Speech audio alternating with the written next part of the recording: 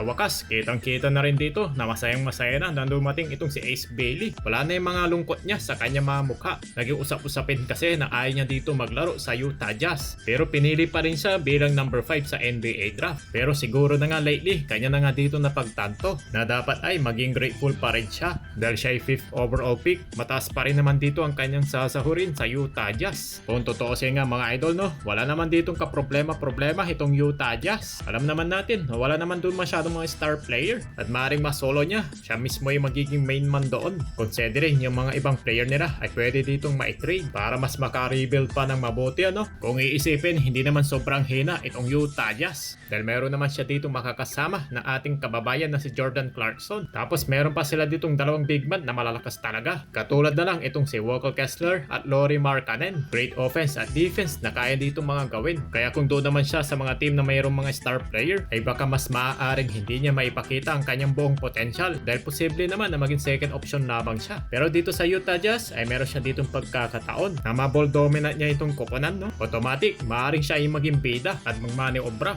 Bigla na lang siya ditong napasabak kaagad itong si Ace Bailey sa pagdating niya dito sa Utah Jazz. Grabe kasi yung kaya niya ditong ipakita. Parang mala LeBron James nga daw. 6'7 na forward na to, high IQ, okay siya sa pagiging rim protector at skilled na scorer. Malulupit rin yung kanyang mga ginagawang mga puntos. Lalo na yung mga huling season niya bago siya dito madraft sa NBA. Magkakasunod ba naman ng career high na 39 points ang kanyang ginagawa? Isa rin siya sa mga best athlete in the draft, lalo na sa paglalaro niya during kolehiyo. Actually, projected sana ito na third pick sa NBA draft, pero hindi siya pinili ng Philadelphia 76ers at pati rin ng Charlotte Hornets. Well, bakit naman siya hindi dito pipiliin kung napanood mo itong kanyang mga highlights? Bailey has 19. Oh! Again, knifing inside. Bailey to the rim. Nobody helping.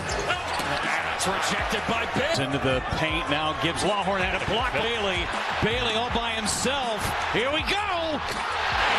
Some of these other guys going. This is dangerous.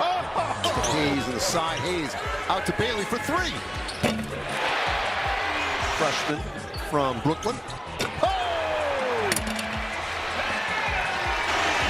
You're eating the gym this offseason. Ace Bailey looking for that opening. Turnaround. Jumper. And they can't. There's Hayes. Bailey on the break. He's got to pull up for three. Bottom.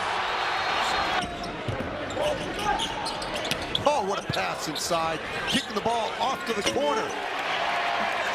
Well, yan ang mga naging highlights na nga dito ng Ace Bailey. Mapatunayan kaya niya na nagkamali dito ang Philadelphia 76ers at Charlotte Hornets sa hindi na nga pagpili sa kanya. Maaari rin ito maging inspirasyon para kay Ace Bailey dahil masasabi rin talaga siya ng prospect sa pagsisimula niya sa NBA. Kaya we'll see na lang kung ano mangyayari dito kay Ace Bailey, lalo na kapag nagsimula na ang regular season.